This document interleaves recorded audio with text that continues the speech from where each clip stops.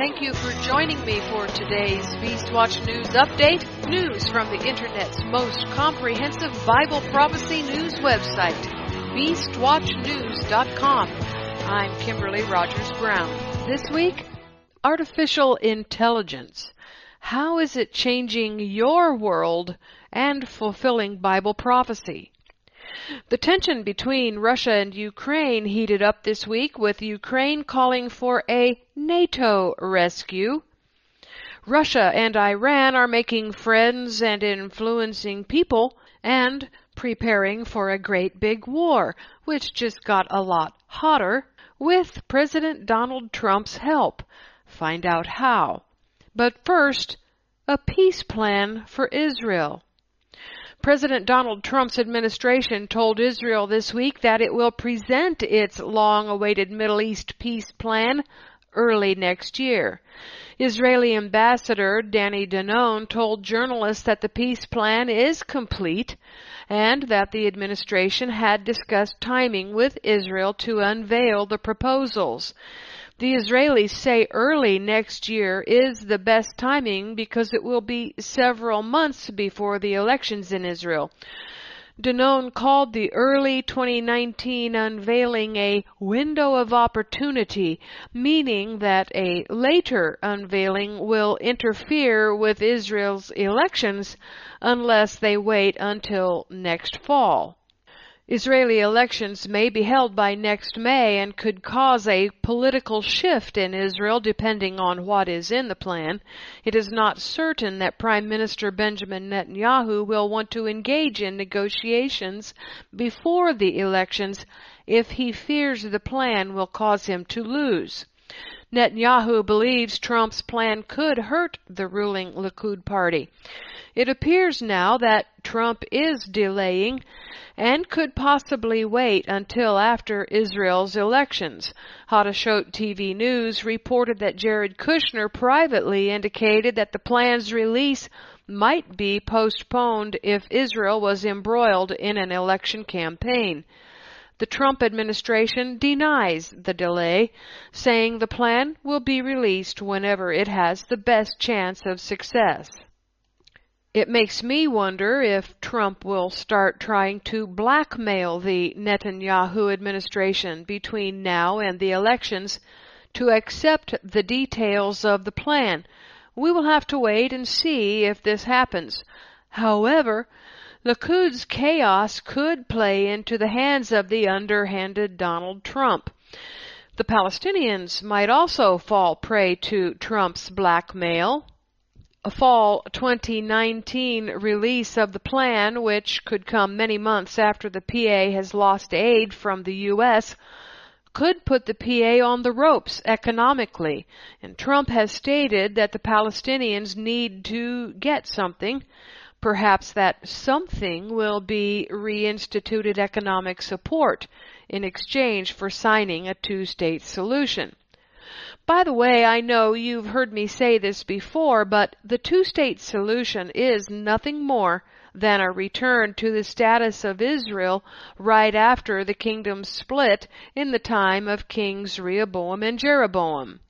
I've said this before and will say again that Leviticus 26 verses 40 to 42 is the model of restoration, showing us how Yahweh restores his people in reverse. Let me illustrate what I mean. Leviticus 26:42. Then will I remember my covenant with Jacob, and also my covenant with Isaac, and also my covenant with Abraham will I remember, and I will remember the land. This is the only place in Scripture where the patriarchs are listed backward. To see the reversal, let's understand how we got here. First, there was a united kingdom under David. Then the kingdom split into north and south. The Hebrew Israelite people fought with each other constantly. Yahweh scattered his people throughout the earth because of it. At the end of the era, Yahweh has begun bringing his people home, but they are still fighting, i.e., Jews and Palestinians. A two-state peace plan will restore, in reverse, Yahweh's land the way it was under Rehoboam and Jeroboam. The next move will be for Yeshua the king to reunify and restore the kingdom back to its original condition under King David. A united nation of Israel with all 12 tribes is Yahweh's ultimate plan. Another way to visualize restoration is to imagine a movie of a plate being shattered. The movie shows the plate shattering, then the movie is reversed to show the plate coming back together in exactly the same way that it shattered. Get it? I think that's the process we are watching now with the peace plan. It is part of returning Israel to its former condition before the reunification and restoration. Yahweh is an awesome God and King. Abbas is fighting Trump's peace plan and is upset that some Arab nations are now making diplomatic moves toward Israel.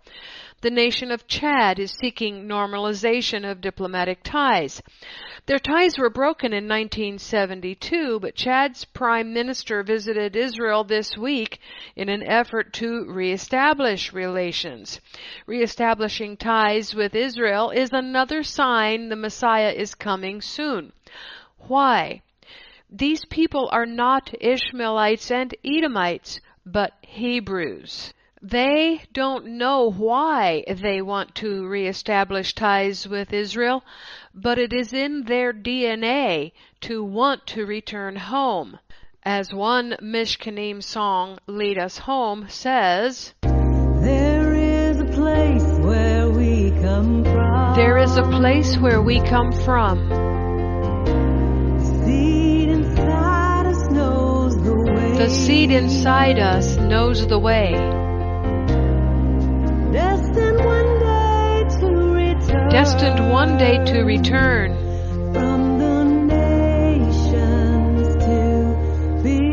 From the nations to be one. That is happening now.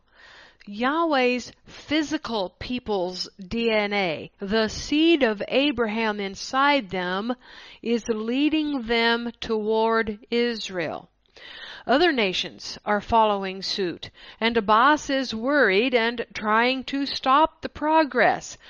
Sudan, Bahrain, Oman, and Saudi Arabia are also moving closer toward normalization with Jerusalem. The Palestinian Authority has countered this progress by calling for urgent meetings of the Arab League and the Organization of Islamic Cooperation. Netanyahu has said he is encouraged by the situation. Our relations with the world are flourishing in an unprecedented manner, he said. Our relations with the moderate countries in the Arab and Muslim world are being forged openly. Iran is stepping into the situation, vowing to stop Trump's deal. Iran's parliament speaker Ali Larijani said the deal of the century was a plot between Iran's arch foe Israel and the United States to establish the Jewish state's domination in the Middle East. He said, "We will stand against the regime of Israel and won't let this deal take place in the region." He said this at an annual conference on Islamic unity. He also said that America is imposing sanctions and pressuring Iran because Iran stands against Israel. Israel National News reports that the Iranians no longer are hiding their plans for destruction of Israel. Iranian President Rouhani called Israel a cancerous tumor once again and claimed that Israel is a fake regime established by Western countries. He called upon the Islamic nations to create a joint force against Israel and the United States in order to win the battle with criminals. President Trump and the European Union slammed Rouhani's remarks. In a rare move, Europe stood with Israel, but still are trying to circumvent Trump's sanctions of Iran. More on that in a minute. Before I get to that, I want to insert a little-known fact about Iran's plan. They are preparing to kill two birds with one stone, all Sunnis along with the State of Israel. This is in keeping with the agenda of the King of the North. Listen to this article by Israel National News. The sectarian war between the Shiites and Sunnis is heating up. The Middle East Media Research Institute, MEMRI, just published a report documenting the silent ethnic cleansing of Sunni Arabs in southern Syria, where the Assad regime has forced the various rebel groups into so-called reconciliation deals. Now understand that those southern Syria Sunnis might have been willing to help Israel in the coming war once the other Sunni nations to Israel's south and east develop diplomatic ties. So they are being gotten rid of. Under those reconciliation agreements, Sunni rebels were uprooted from their homes and transferred to the predominantly Sunni province Idlib in northern Syria, while others who remained are assassinated one by one by the Assad regime. This is ethnic cleansing, my friends. The Sunnis have always wielded the power in Islam, except for 3 times when 3 of the 10 caliphates were plucked up, as it were, and as it says in the book of Daniel. The Shiites are preparing for the big push, that being against Israel and her southern Middle East Sunni allies. Assad has now granted Syrian citizenship to thousands of Iranians and Shiites from Pakistan and Afghanistan who fought alongside the Syrian army during the battles which secured the survival of the regime of the ruthless dictator, and who settled in southern Syria, and has issued 200,000 passports to members of the Iranian Revolutionary Guard Corps and other Shiite fighters and their families. The Lebanese media outlet Al-Nahar later reported that the number of Syrian identity cards issued to Iranian, Afghan, and Pakistani Shiites was 2 million.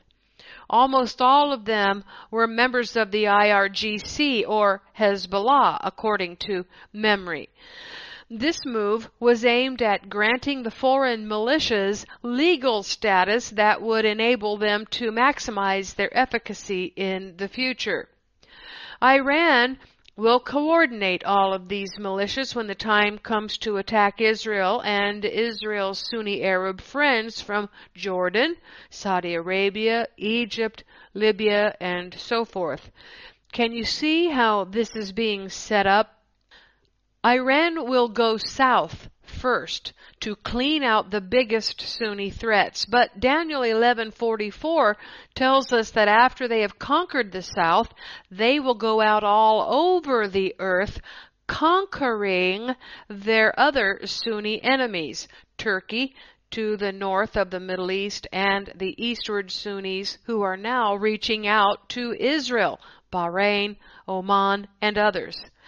Then Daniel says the king of the north will go out to conquer. Conquering means to subdue their rival Muslims. To conquer means to go after everyone else on earth. MEMRI says that the move contravenes the understandings reached between Israel and Russia this year, according to which the Iranian and Shiite forces must withdraw from southern Syria. The issuance of identity cards to these fighters may be aimed at enabling them to stay there, ostensibly, without violating the understandings. Every time Russia assures Israel's security, they are lying through their teeth.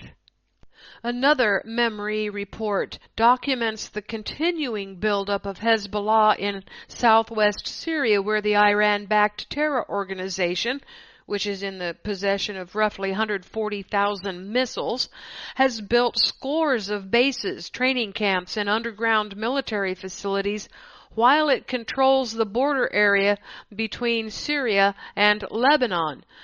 The Iranians no longer hide What is their plan for the Middle East and Israel in particular? Friends, this is a Shiite takeover.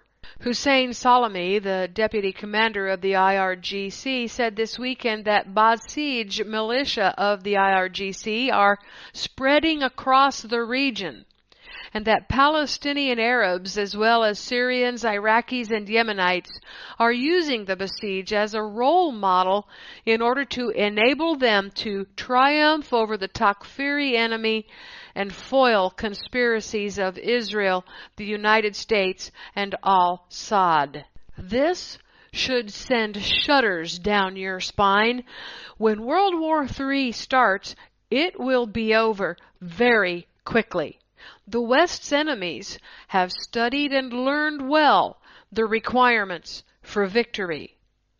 Now back to the article. It says, "Today we have become so powerful that we can both defend our country against invasion and chase the enemy if necessary and inflict an unforgettable defeat on it," Salami bragged during the same speech. Isn't it interesting that Salami's words echo exactly how Yahweh describes how wars will go for his people if they disobey him?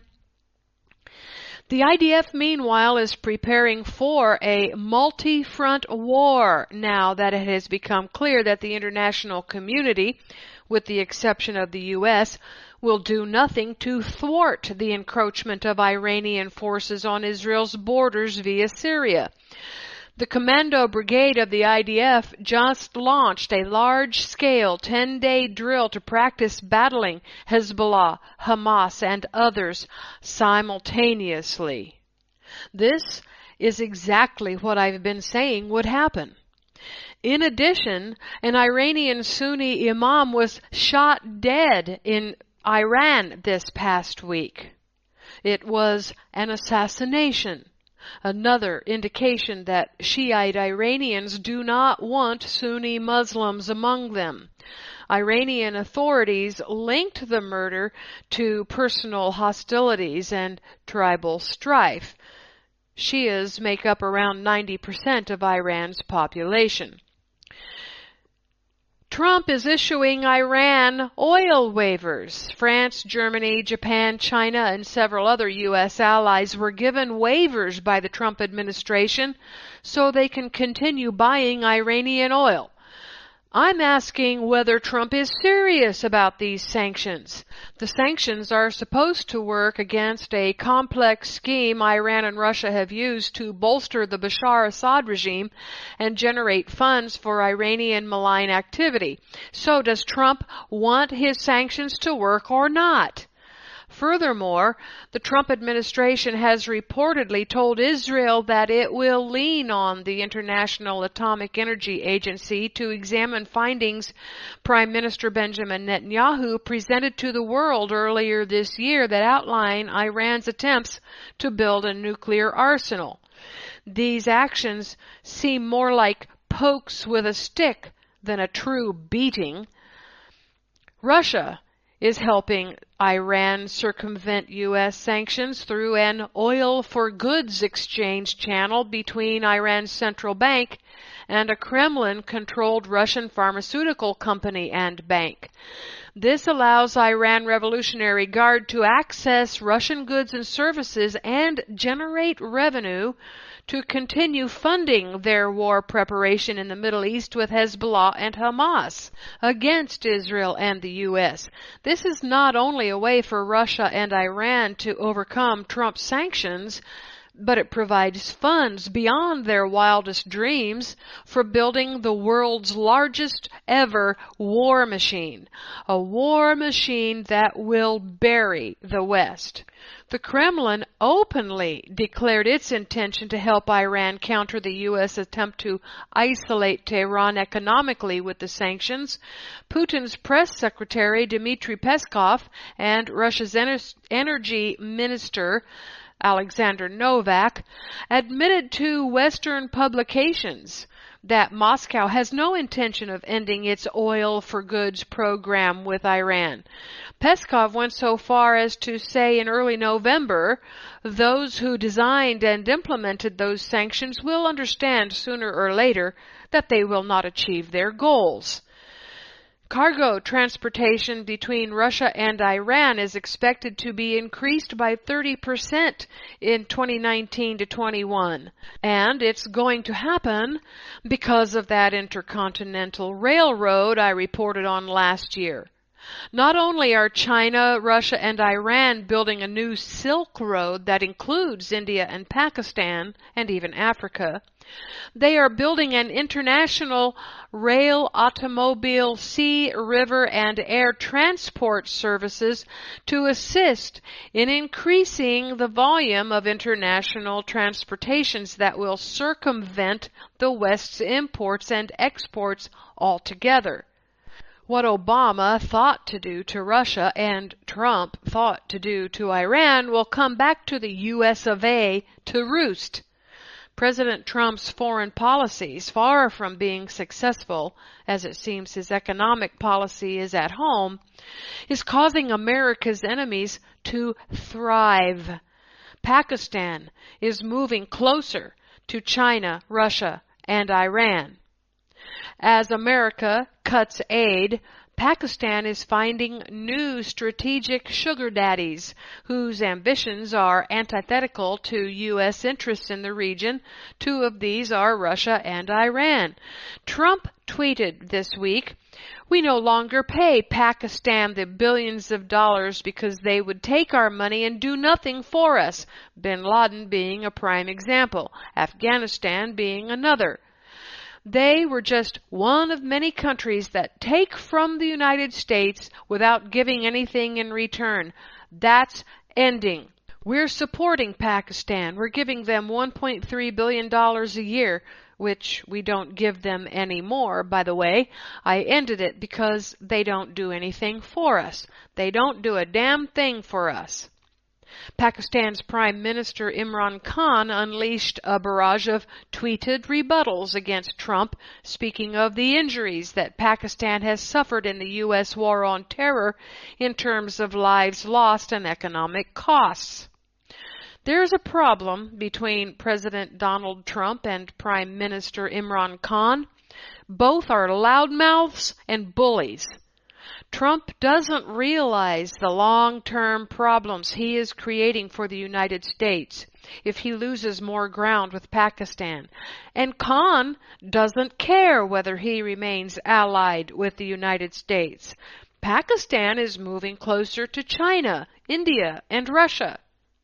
Trump's loudmouth and bullying is widening the rift between the U.S. Western New World Order and the Russian Eastern New World Order, a rift that began under Obama.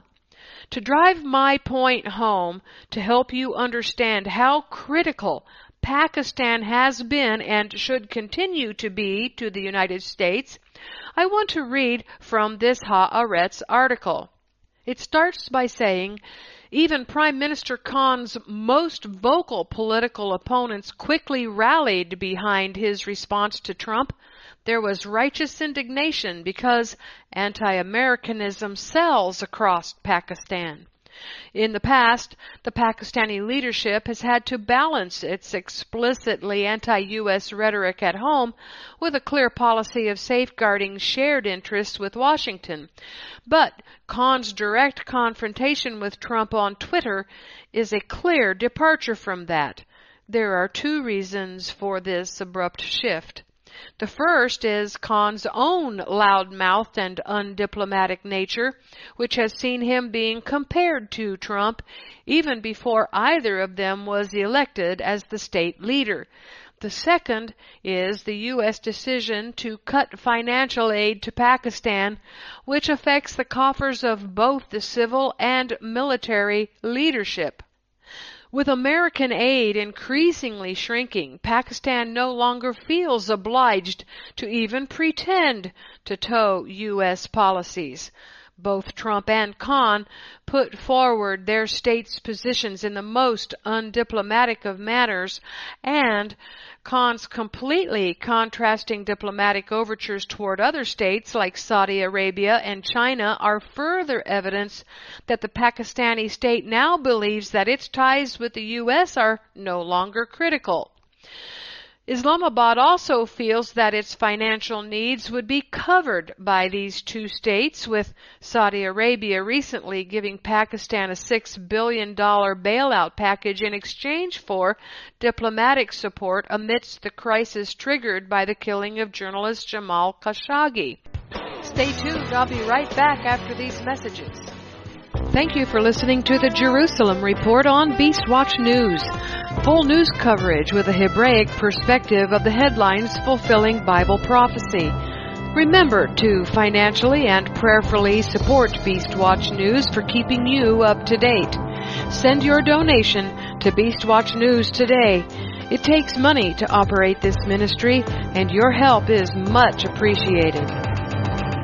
Similarly, Beijing has made its largest ever foreign investment in the shape of the economic corridor running through Pakistan, which has prompted Islamabad to put all its eggs in the China basket, even if that has meant compromising on state sovereignty.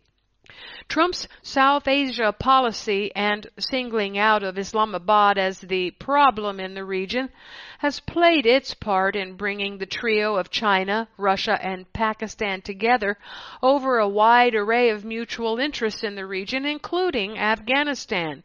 And now, as this trio seeks a formalized role for the Taliban in Afghanistan, it would allow Islamabad to pursue its duplicitous policy of nurturing specific jihadist groups who serve its strategic interests in Afghanistan and India, as long as the state can exercise its control over them to keep them away from Chinese investments.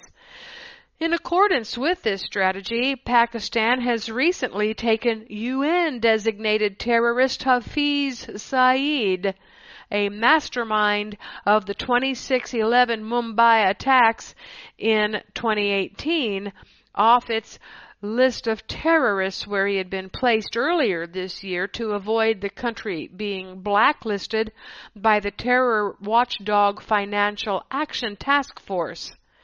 There is another potential upside for Pakistan to distance itself from the U.S. Pakistan can draw closer to Iran. This would be particularly true in the trade and energy realms, with projects like the Iran-Pakistan gas pipeline, long stalled owing to U.S. sanctions on Iran, now reimposed by Washington this month. Pakistan would still have to jockey between Tehran's increasingly open arms and major resistance by Saudi Arabia, which is providing essential cash flow right now.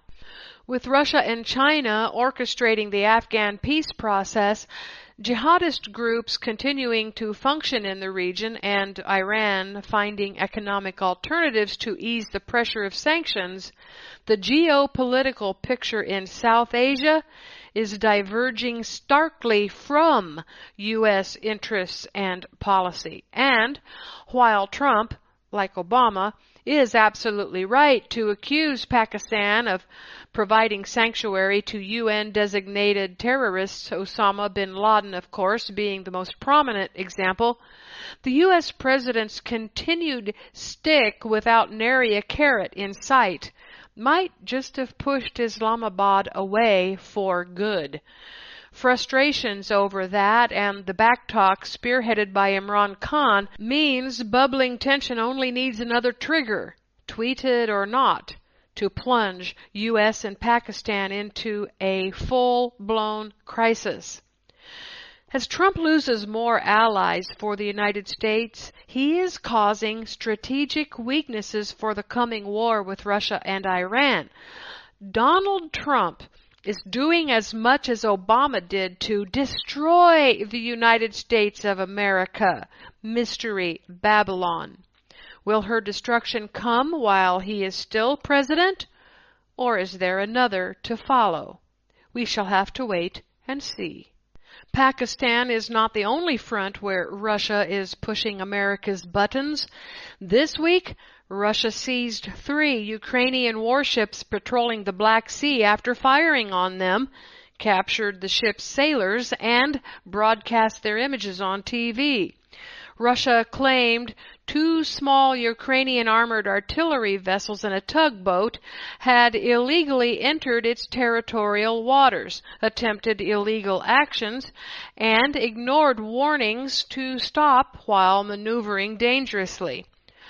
A dangerous split between the U.S. and Russia started under Obama, who used Ukraine and economic sanctions against Russia in an attempt to control the entire world.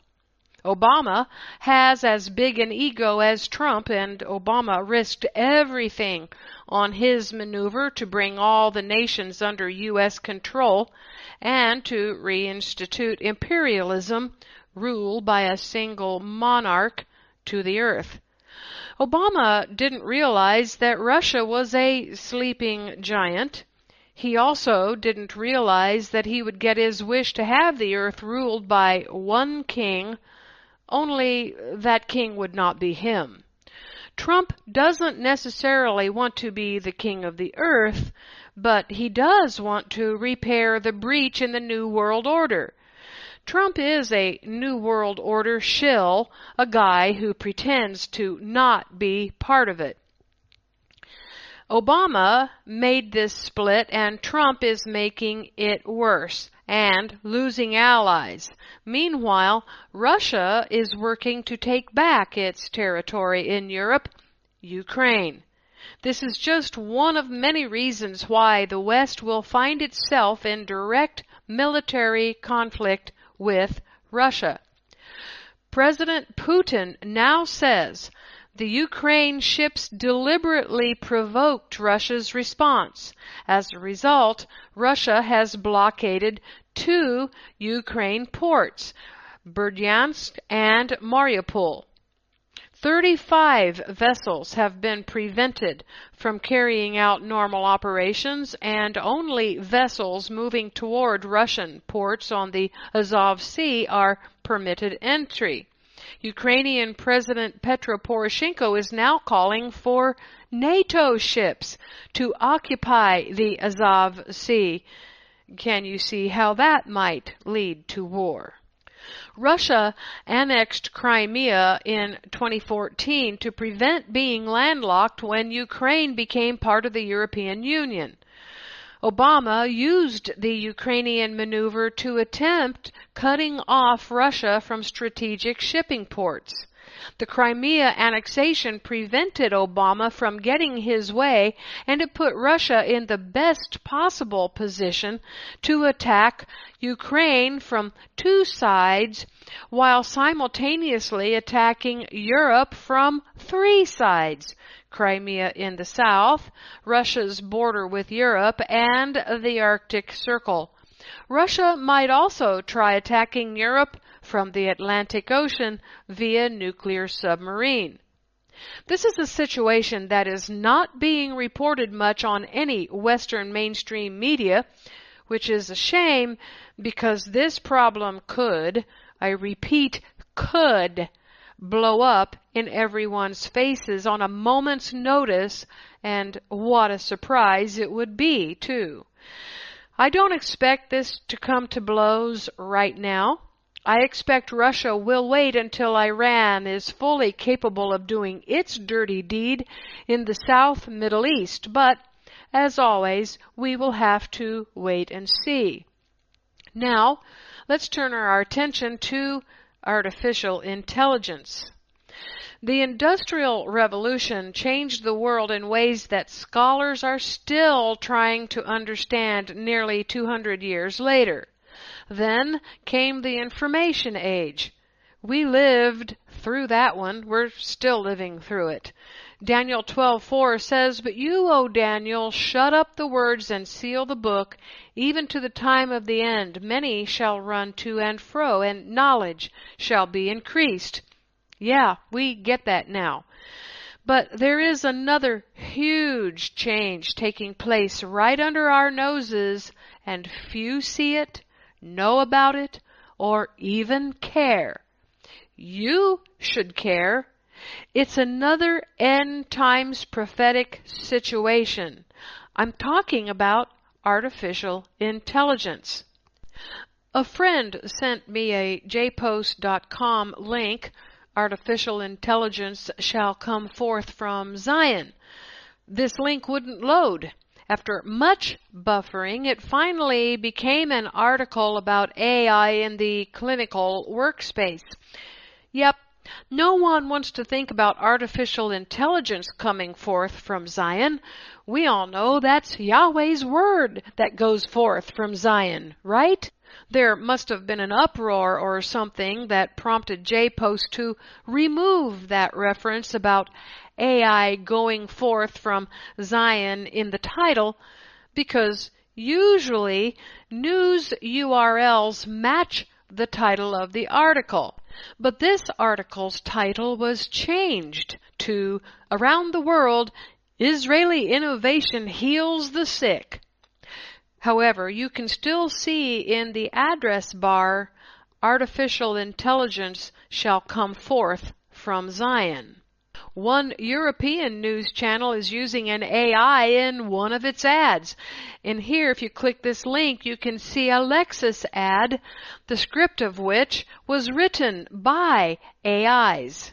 In another JPost article dated August 28, 2018, artificial intelligence, or AI, is enabling medical technology to advance at an increasingly rapid pace.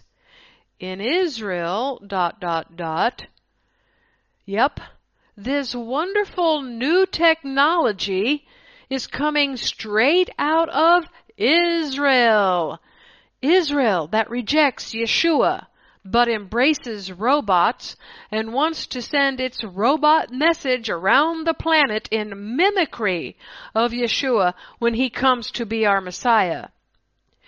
The article further says, in Israel, Tel Aviv Sourasky Medical Center is leading this charge with a new center focused on developing models for leveraging AI, deep learning, machine learning, neural networks, biologically inspired programming paradigm that enables a computer to learn from observational data and natural language processing in the clinical workspace. AI will help radiologists prioritize their scans and allow for more personalized medical treatment and give doctors the ability to look at patients more holistically. It will prevent mistakes that kill, such as drug interactions or even a mistake in dispensing. Yes, my friends, medical with ease, holistic, better, and getting you used to living images, even the living image of the beast. The threat is not to be dismissed as religious nonsense only. Before the world ever gets to the point where an AI or possibly a clone of the Antichrist shows up on Temple Mount, AI will be changing your life. AIs will take your job, according to Newsweek this week. This past week, I saw an ad about AI on a commercial during a football game. AI is a commercial and business reality now, and it is changing everything. The Newsweek article states, AI and automation will replace most human workers because they don't have to be perfect, just better than you. The unemployment numbers won't reflect the reality. Human jobs given to AIs will no longer be viewed as jobs. Why? AIs will be called equipment on the IRS tax forms. Jobs will disappear. More people will be unemployed than ever before.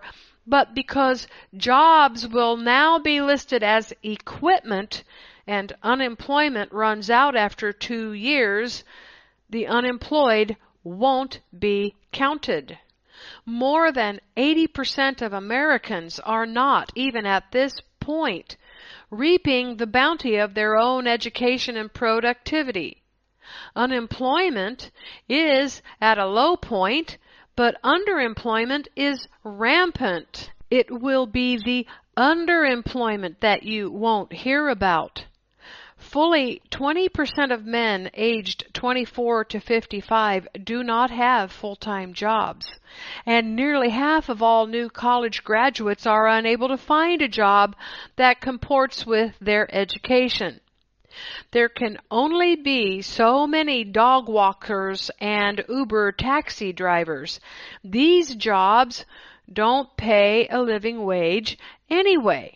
Economies then will look better than they are because economics has always been employment-based.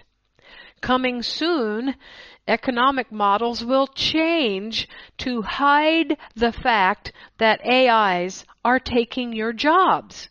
People will simply say, they're not taking our jobs, because they won't know about it by looking at the jobs reports.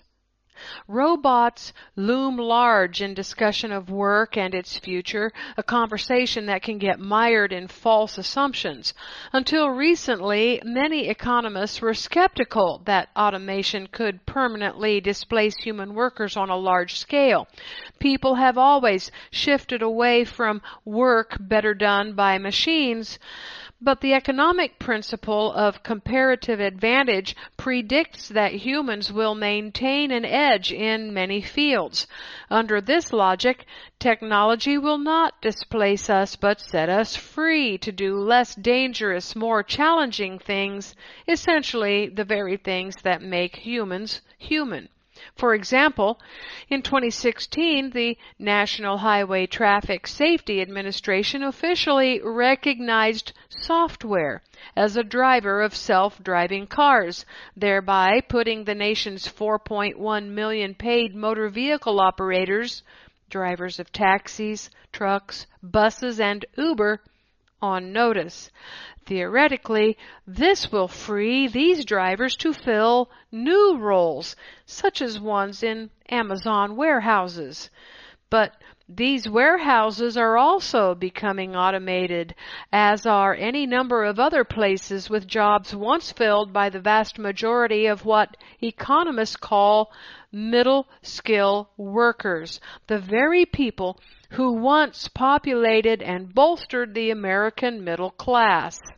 Workers like the thoughtful department store salesman who helped measure you for the suit you wore to your daughter's wedding, the patient butcher who carved out the chops for the pre-wedding dinner, or the travel agent who helped plan the honeymoon. Of course, human workers are complicated.